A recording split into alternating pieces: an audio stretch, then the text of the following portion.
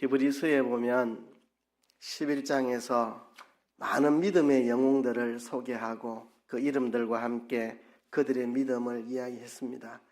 그리고 그 다음 장 12장에서 이름으로 우리에게 구름같이 둘러싼 허다한 정인들이 있으니 우리에게는 많은 믿음의 정인들이 구름같이 우리를 둘러싸고 있다고 말합니다. 구약 성경에도 얼마나 많은 믿음의 영웅들이 있는지 모릅니다. 노아, 아브라함, 모세, 다니엘, 이사야, 엘리야, 많은 믿음의 영웅들이 있습니다. 신약 성경에도 많은 믿음의 영웅들이 있습니다. 세례 요한, 베드로, 사도 요한, 스데반, 사도 바울, 많은 믿음의 영웅들이 있고요. 교회 시대에도 많은 믿음의 영웅들이 있습니다. 성자라고 불리는 어거스틴, 프란시스, 그리고 종교개혁가 마틴 루터, 현대 선교의 아버지라 불리는 윌리엄 캐리, 중국 선교의 아버지라고 불리는 허드슨 테일러, 수많은 믿음의 위인들이 있습니다. 우리나라에만 해도 사랑의 원자탄 손양원 목사님, 일사가고 주기철 목사님, 위대한 믿음의 선진들이 있습니다. 이 모든 사람들 우리가 다 동일시할 수 있는 분들입니다. 우리와 같이 연약하고 허물 많고 실수 많은 사람들입니다. 동일시할 수 있습니다. 원리적으로는 그렇지만 이 정서적으로는 그렇지 않습니다. 그분들은 꼭 슈퍼맨 같습니다. 자기 아들을 죽인 사람을 자기 양아들로 삼은 손양원 목사님, 꼭 슈퍼맨 같은 믿음의 용사들만 할 수 있을 것 같은 생각. 일사가고 주기철 목사님, 신사참배를 반대하고 결국 순교로 끝을 맺었던 주기철 목사님, 우리와는 거리가 먼 인물처럼 느껴질 때가 사실 많이 있습니다. 그래도 우리가 정서적으로 쉽게 동일시할 수 있는 인물이 누가 있을까? 제가 제 개인적으로는 구약 성경에서는 야곱, 신약 성경에서는 베드로라고 했습니다. 물론 제 특수한 상황을 생각하면 저는 구약 성경에서 아브라함을 저와 동일시 많이 했습니다. 어릴 때. 아브라함은 갈대아 우르에서 우상장사 아들로 태어나서 여호와 하나님을 알고 믿고 약속의 땅으로 집을 떠난 이 아브라함, 믿음의 길을 건 아브라함, 저도 불신 가정에서 예수를 믿어서 그런 저에게는 아브라함이 동일시가 되긴 했는데요. 그냥 보편적으로 놓고 볼 때 이 야곱이라는 인물, 우리가 동일시하기 아주 좋은 인물인데요. 구약에서 또 야곱 외에 동일시할 수 있는 인물이 누가 있을까? 한 사람 더 꼽으라고 한다면 저는 이삭을 꼽을 수 있습니다. 어떤 점에서 야곱과 이삭을 우리가 동일시하기 쉬운 사람으로 생각하느냐 하면, 야곱은 오전에 말씀했듯이 하나님의 복을 사모하면서도 인간적인 꾀, 술수에서 못 벗어난 이 야곱, 허물이 있고 죄가 있고 실수가 있고 허점이 많은 우리들과 동일시하기 쉽다 그랬죠. 그러면 이삭은 어떻게 우리가 동일시할 수 있겠습니까? 저는 이런 점에서 이삭을 우리와 동일시하기 쉽다고 생각합니다. 우리와 같은 보통 사람처럼 좀 느껴지는 인물이 이삭입니다.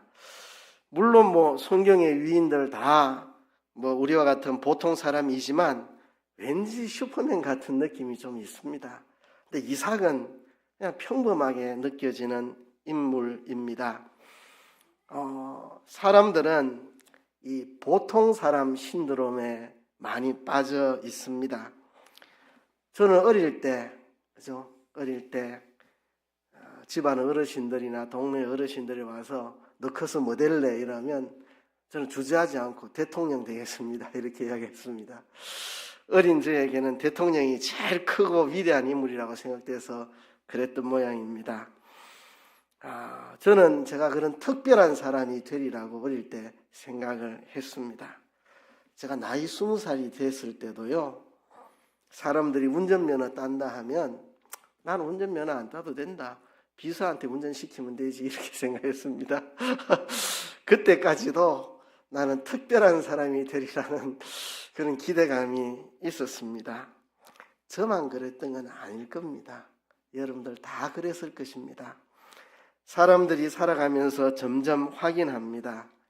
나는 보통 사람 중에 하나일 뿐이라는 것을 나이가 들면서 확인해 갑니다. 그래서 사람들이 나이 들면서 기가 죽습니다. 그렇죠?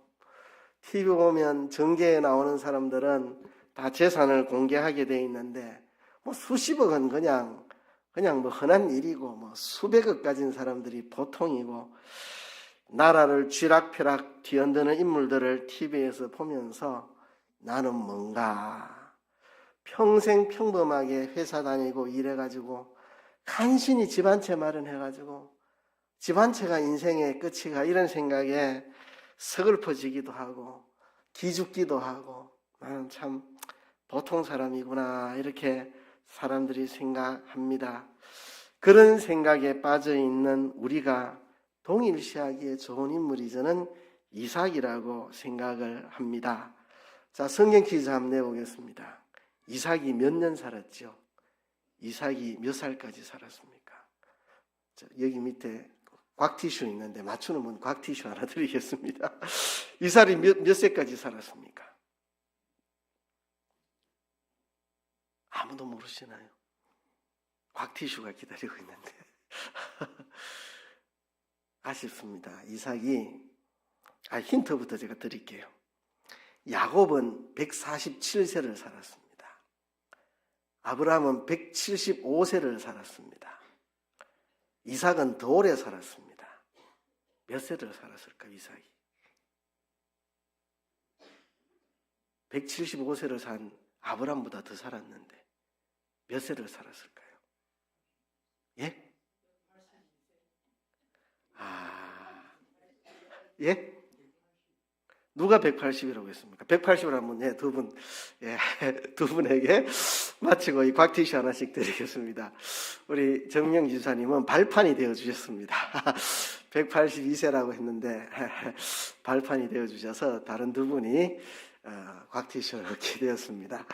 180세를 살았습니다. 자, 제가 뭔 이야기를 하려고 하느냐 하면, 아브라함, 이삭, 야곱, 이 믿음의 조상 세 사람 중에 제일 오래 산 사람인데 성경에 제일 간단하게 기록되어 있습니다.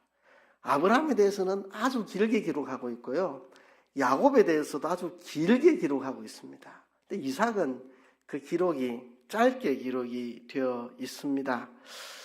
평범했던 그런 인물이라는 겁니다.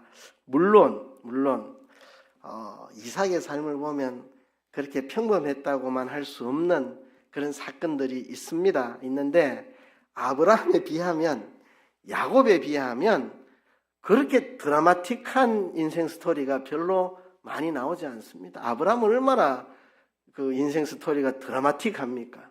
야곱도 진짜 파란만장한 인생, 자기 스스로도 내가 참 험악한 세월을 살았나이다 바로 앞에서 그런 말을 하는 걸 볼 때 참 드라마틱한 스토리를 갖고 있는데, 이삭은 이 세 사람 중에서는 좀 짧게 기록하고 있고 평범한 삶을 살아간 듯 보이는 인물입니다. 그래서 세 사람 중에 제일 평범한 인물 같고, 아브라함 설교도 많고 야곱 설교도 많은데 이삭 설교는 조금밖에 없습니다. 저도 이삭에 대해서는 설교를 별로 들어본 적이 없습니다. 그런데 이 보통 사람 같아 보이는 이삭이야말로 참 특별한 사람이었다. 그 이야기를 제가 여러분들에게 하려고 합니다. 오늘 히브리서 11장 17절부터 20절에 보면 이 이삭에 대해서 기록하고 있습니다. 아브라함이 시험을 받을 때 믿음으로 이삭을 드리려고 하였는데, 이것은 이삭을 번제로 드리더라도 하나님이 죽은 자 가운데서 살려주시리라 믿고 이삭을 드리려고 했던 일을 기록하면서, 이어서 믿음으로 이삭은 장차 있을 일에 대하여 야곱과 에사에게 축복하였으며 기록하고 있습니다. 이 이삭을 믿음의 선진들로 기록하고 있고, 그가 앞으로 일어날 일들에 대해서 야곱과 에서를 축복한 사실을 믿음의 사건으로 기록하고 있습니다. 이 이삭은 특별한, 히브리서가 기록하고 있는 특별한 믿음의 사람이었습니다. 그래서 제가 오늘 설교 제목을 평범하지만 특별한 이삭이라고 지었습니다. 여러분, 제가 동일시하자 그랬죠. 여러분, 나는 보통 사람이지만 특별한 사람이라는 것을 여러분도 잊지 않았으면 좋겠습니다. 우리 옆 사람에게 이렇게 축복합시다. 평범한 당신이 특별한 사람입니다. 이렇게 앞뒤 좌우로 서로 인사합시다. 평범한 당신이 특별한 사람입니다. 예. 한 번 더 합시다. 앞뒤 좌우로 바꿔가면서 다시 합니다. 시작. 평범한 당신이 특별한 사람입니다. 예, 이삭이 그런 사람입니다. 평범해 보이지만 특별한 사람입니다. 어떤 점에서 그러냐? 이삭은 순종의 사람이었습니다. 오늘 이 본문 히브리서 11장 17절부터 나오는 아브라함이 이삭을 번제로 드리려고 한 이 사건에서 이삭의 나이가 몇 세쯤 되었을까?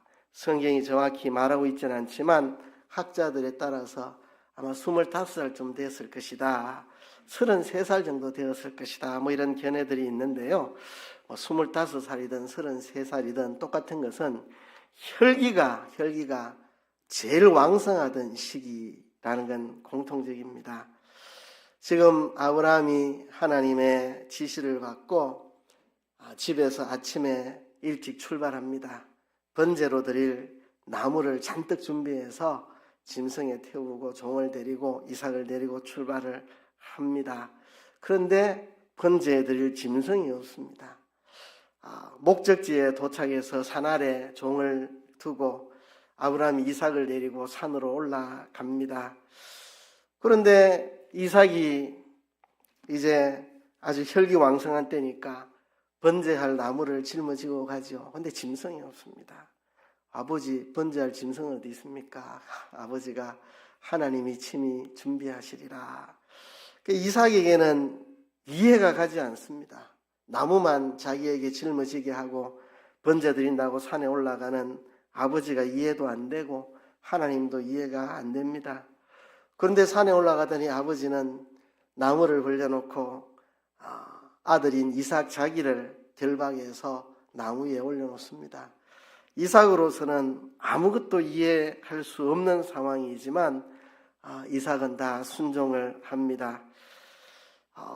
나이로 볼 때 25살이든 33살이든 아주 혈기가 왕성한 때인데 이때 아브라함의 나이는 100수십 세가 되었습니다. 아주 아무런 힘이 없는 노인입니다. 이삭이 저항하려면 얼마든지 저항할 수 있는데 이삭은 그대로 순종한 사람이었습니다. 이삭은 참 순종의 사람이었다.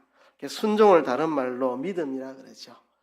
순종을 우리는 믿음이라고 그렇게 부릅니다. 순종의 사람 이삭입니다. 여러분, 순종의 사람이 있어야 됩니다. 순종으로 희생의 제물이 되는 사람이 있어야 그 가정이 살고 그 교회가 살고 그 나라가 삽니다. 아무도 희생하고 싶지 않으면, 아무도 순종하고 싶지 않으면, 아무도 순교자가 되고 싶지 않으면 그 가정이, 그 교회가, 그 나라가 살 길이 없습니다. 누군가 묵묵히 순종하는 사람이 필요합니다. 교회도 그렇고 사회도 그렇고 앞서서 리더하는 사람도 필요하겠지만 앞서서 그 단체를 이끌고 가고 주도적으로 리더하는 지도자도 필요하지만 묵묵히 자기 일에 순종하는 사람도 필요합니다. 사실 우리나라가 여기까지 발전해 온 것은 몇몇 정치인들 때문에 이 나라가 여기까지 온 게 아닙니다. 묵묵히 어제도 오늘도 아침 일찍 일어나서 피곤하고 힘든 몸 이끌고 일터에 가서 싫든 좋든 묵묵히 열심히 일한 그 많은 무명의 보통 사람들 때문에 우리나라 경제가 여기에 이른 겁니다. 어떤 지도자 한 사람이 훌륭해가지고 이 나라가 여기까지 온 게 아닙니다. 우리는 알고 있습니다. 이 나라가 여기까지 오기까지 이름 없는 수많은 사람들, 일터에서 때로는 산업재해로 팔을 잃기도 하고 다리를 잃기도 하고 목숨을 잃기도 하고 그 평범한 수많은 사람들의 헌신으로 이 나라가 여기까지 오게 된 거 아닙니까? 우리는 이 하나님의 나라가 특출나게 이름나는 몇몇의 위인들에 의해서 움직인 게 아니라는 걸 우리는 압니다. 예수님이 갈릴리에서 사역하실 때에도 그 사람이 누군지 어떤 일을 했는지 다 알 수 없는 수많은 여인들이 예수님의 제자 공동체를 섬기고 돕고 헌신하고 말없이 순종하며 지냈기에 그런 위대한 복음 역사가 있었다는 것을 우리가 잘 압니다. 바울과 같이 위대한 대사도가 있었지만 그 주위에 정말 다 알 수 없는, 우리가 바울이 쓴 서신들을 보면 그걸 기록하고 있습니다. 특히 로마서 끝부분 보면 우리가 누구인지도 알 수 없는 수많은 이름들을 바울은 거명하고 있습니다. 그 수많은 보통 사람들의 순종으로 바울을 통한 그 위대한 복음 역사가 초대교회에 펼쳐졌던 것입니다. 오늘날 순종하는 그 보통 사람, 묵묵히 자기 일, 우리 교회도 마찬가지입니다. 교회에도 담임 목사가 있고 또 장로가 있고 몇몇 사람 교회에서 이끄는 사람들이 있지만 사실 교회에는 이름 모르게 뒤에서 숨어서 순종하는 많은 분들이 있고 저는 그분들이 진정한 교회의 주인공들이라고 생각을 합니다. 저는 앞에서 그냥 얼굴 내려 세우는 사람밖에 안 되고 저는 담임 목사이기 때문에 전체 교인들의 상황을 다 내려다 볼 수 있는 위치에 있습니다. 한 사람 한 사람 남 모르는 순종을 하는 분들이 참 많아요. 여러분들은 일부는 알고 일부는 모르겠지만 담임 목사의 위치에서 이렇게 내려다보면 훤히 보입니다. 참 많은 성도들의 이름 모를 순종으로 이 교회가 이렇게 유지되어 가고 있다는 것을 저는 압니다. 여러분, 평범해 보이지만 보통 사람처럼 보이지만 이삭은 순종의 사람이었고 하나님 이런 순종의 사람을 통해 특별한 일들을 이루어 가십니다. 우리 옆 사람에게 이렇게 축복합시다. 순종하는 당신이 특별한 사람입니다. 이렇게, 그죠? 자, 기억하시죠? 다시 하겠습니다. 시작. 순종하는 당신이 특별한 사람입니다. 예, 순종하는 여러분들이 특별한 사람입니다. 두 번째는 기도의 사람 이삭입니다. 이삭은 기도하는 인물입니다. 이삭이 기도의 사람이었나 생각할 수 있겠지만 창세기 24장 63절에 보면 이삭이 기도하는 모습이 나옵니다.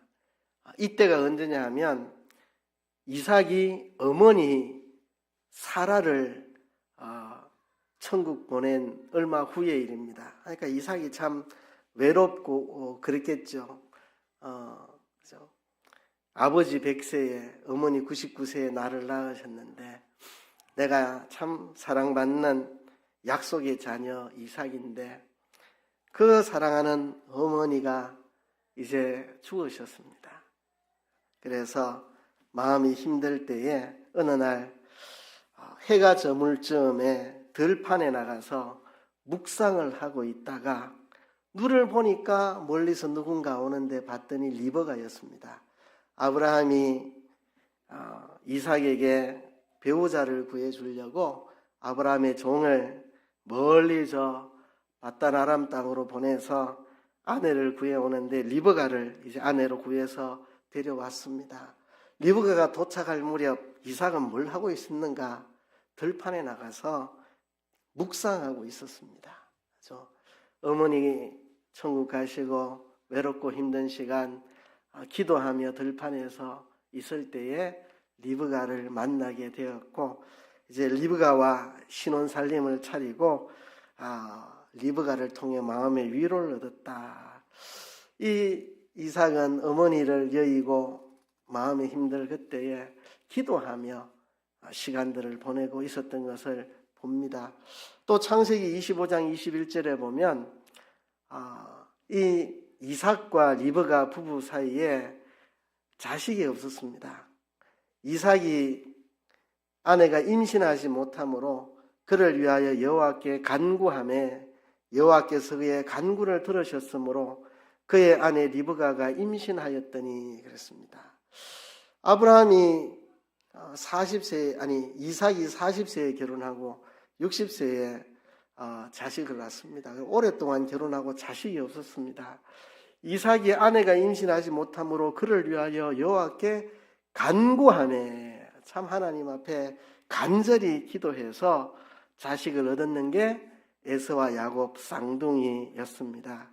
이삭은 자식 못 낳는 어려움 속에 하나님께 간구하여 자식을 얻은 사람입니다. 이삭은 기도의 사람입니다.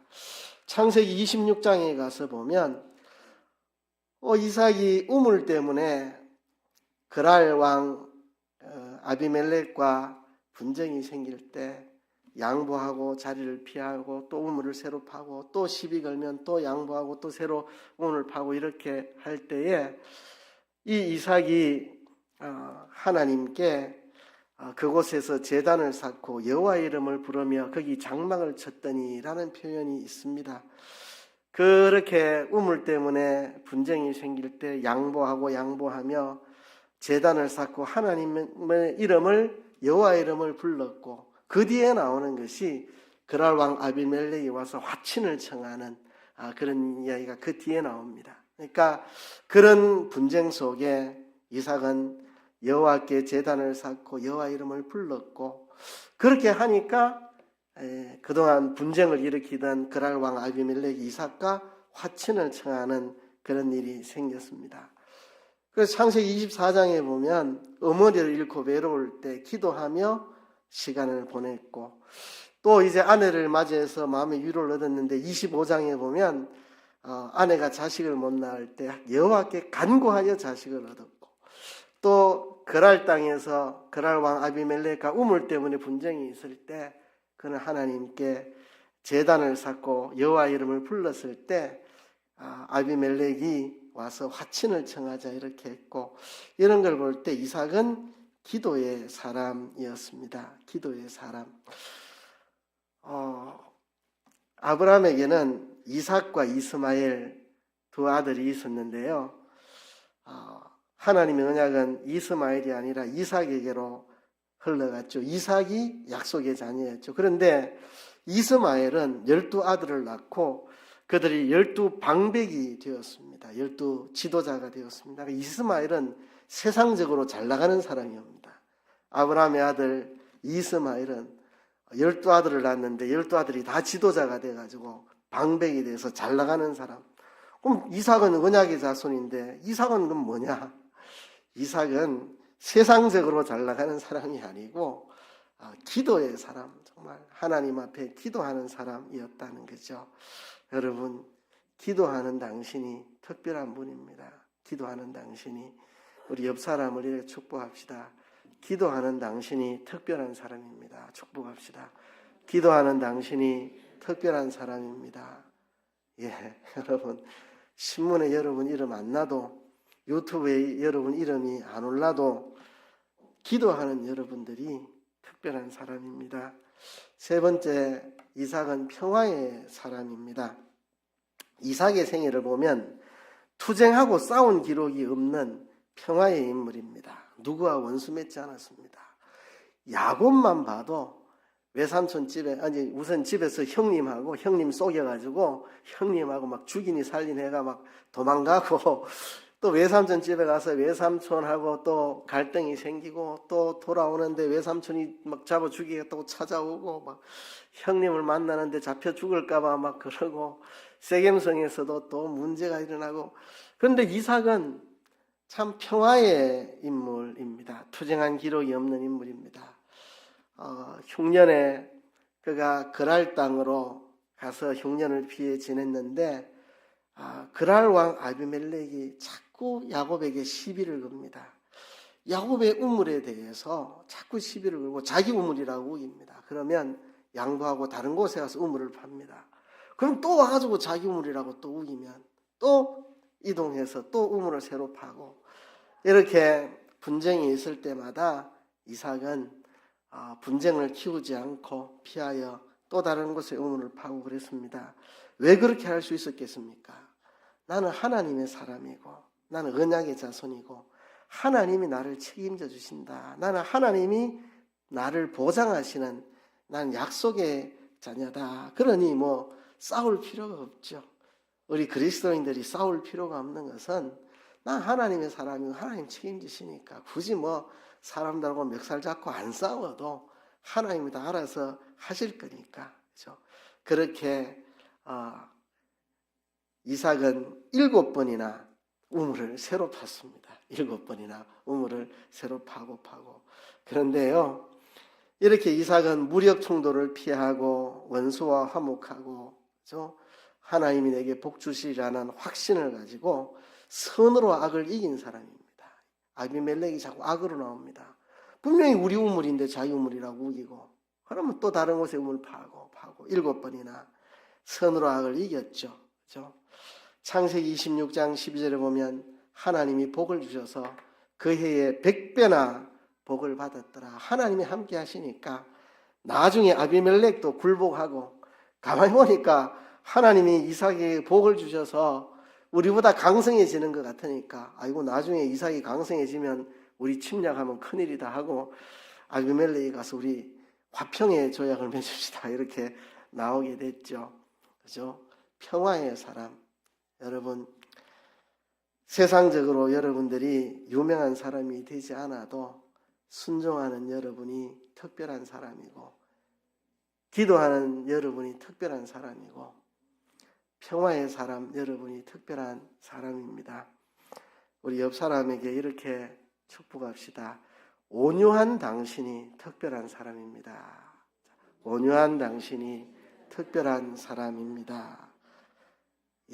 여러분들 중에 혹시라도 보통 사람 신드롬에 빠져 있는 분이 없습니까? 이 나이 먹도록 신문에 내 이름 한 줄 안 나오고, 누구는 유튜브에 10만 구독자, 100만 구독자, 300만 구독자 이러는데 참 내 이름을 어디 갖다 붙일 데도 없고 평생 성실하게 살아온 게 집 한 채 남은 것밖에 없나, 누가 알아주는 사람도 없고 내 인생이 이게 뭔가라고 생각하는 분이 있다면 오늘 이삭을 통해 하나님 우리에게 말씀하십니다. 순종하는 당신이 특별한 사람입니다. 기도하는 당신이 특별한 사람입니다.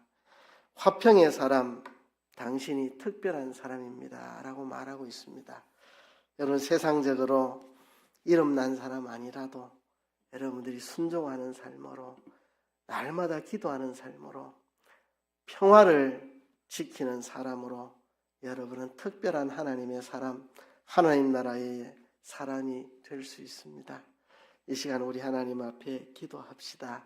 하나님, 보통 사람 신드롬으로 기죽어 살지 않게 도와주시고, 나는 하나님의 언약의 사람으로서 순종으로, 기도로, 평화로 특별한 하나님의 사람의 삶을 살게 도와주옵소서.